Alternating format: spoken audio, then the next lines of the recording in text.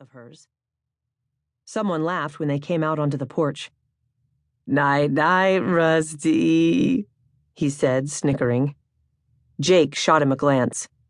It was Albert Neely. His beer-glazed gaze was unsteady, and his knees were slightly bowed. He looked like a drunk bullfrog. "Get your ugly ass off my porch, Neely. You're bad for business." He jerked his head toward the door. "Last call." When they reached the bottom of the steps, Jake looked at Audrey. "Go get your car. I'll wait with him." They sat her father down on the rough-hewn wood. Harte's head smacked against the railing. He snorted, but didn't wake up. Audrey looked as though she wanted to grab her old man by the hair and try it again. A cigarette butt landed on the gravel a few feet away from where Jake stood. He glanced up to see the front door close. Last call was taken seriously in this town, and the bar and wait staff would be overwhelmed with the demands for more beer, more rum, more whiskey, and occasionally more wine. He ought to be inside helping out.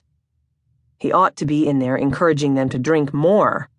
If he was a better man, he'd be in there collecting car keys so none of them wrecked their vehicles on the way home. Most of his regulars drove better drunk than sober. Years of practice. What he really ought to do was install beds out back and charge for them. Instead of any of those things, he was babysitting one of the town's more notorious drunks on the front step because he'd do just about anything to know that he and Audrey were friends again. His grandmother always said that one good friend was all a person needed. But Gran's standards had been high. To her, a friend would help you dig a grave. A good friend would help you put the body in it. His first memory of Audrey Harte was from when he was about 5 years old. She and her parents came to Gracie's, which had been a takeout back then, and got ice cream. It was summer, and he would be starting school that fall. Audrey had been watching him and some other kids play, licking her ice cream cone as her parents talked to some friends.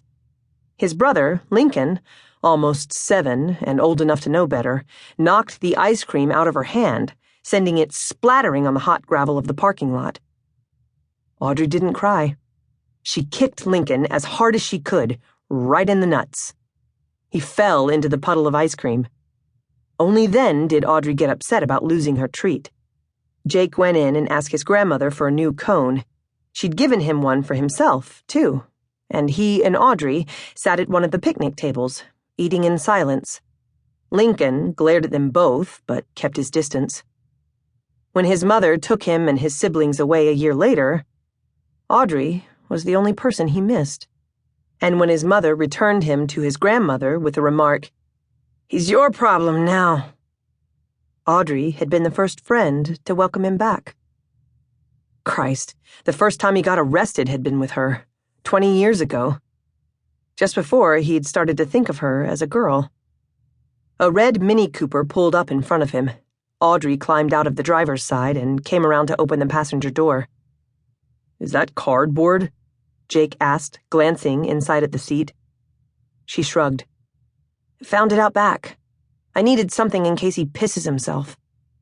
The statement was delivered with absolutely no emotion. Just flat matter-of-factness. "It's a rental."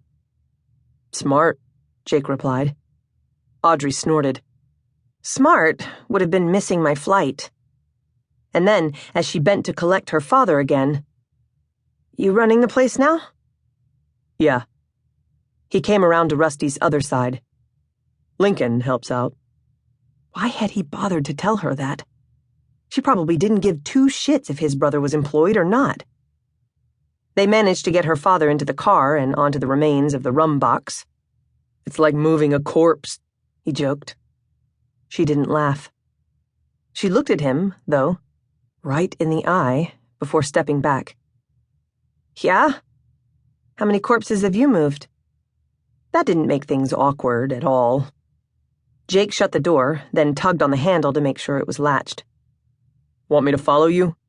Help get him into the house?" "No. Mom wouldn't like that." She sighed. "Thanks, though." Jake nodded. "Mine was the same way.